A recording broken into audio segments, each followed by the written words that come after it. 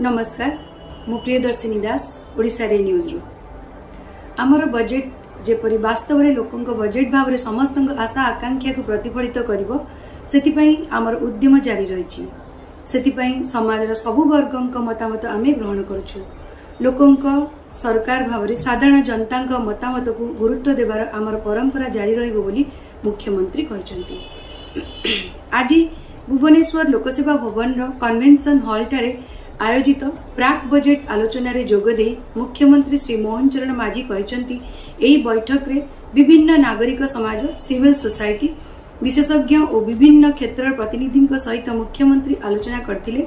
बैठक रे मुख्यमंत्री सहित दुई उपमुख्यमंत्री श्री कनकवर्धन सिंहदेव एवं श्रीमती प्रभाती परिडा, अर्थ विभाग प्रमुख सचिव श्री शाश्वत मिश्र एवं अर्थ विभाग वरिष्ठ अधिकारी माने उपस्थित थिले। एथिरे पूर्वतन अर्थमंत्री श्री प्रफुल्ल चंद्र घड़ाई, श्री पंचानन कानूनगो, श्री शशिभूषण बेहेरा, पूर्वतन अर्थ सचिव गण, आरबीआई आंचलिक निर्देशक, नाबार्ड जनरल मैनेजर प्रमुख विभिन्न क्षेत्र प्राय 26 जन विशिष्ट व्यक्ति सेमानक मतामत देथिले।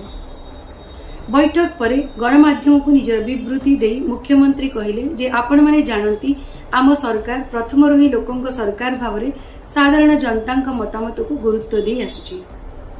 2024-25 आर्थिक वर्ष पई साधारण बजेट आगामी 25 तारिख रे विधानसभा रे उपस्थित हेबार कार्यक्रम रहिछि। एथिपई ऑनलाइन जरिया लोकंक मतामत संग्रह करथिलु।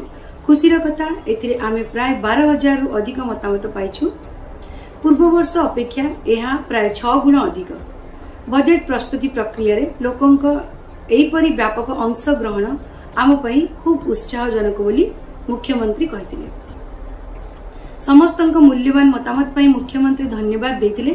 आगामी बजेट रे एही सब मतामत को प्रतिफलित करने को सरकार यथा संभव उद्यम करी लोकों को आशा आकांक्षा को पूरण करने को प्रचेष्टा करियो बोली से कहिथिले।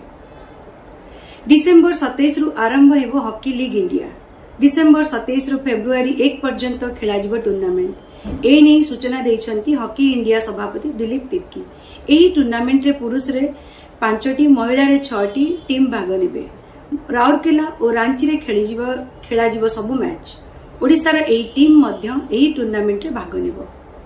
उत्कल संगीत महाविद्यालय रे छात्रों को माड़ अभियोग, सर्टिफिकेट प्रदान पई धार्य ठारू अधिक टंका नेबा अभियोग प्रतिवाद करिवारु चैम्बर को डाकी अध्यक्ष माड़ मारिथिले बोली छात्र कहचंती। ए नै खारबेल नगर थाना रे संपृक्त छात्रंग एतला आसीथिबा अभियोग को खंडन कले महाविद्यालय अध्यक्ष।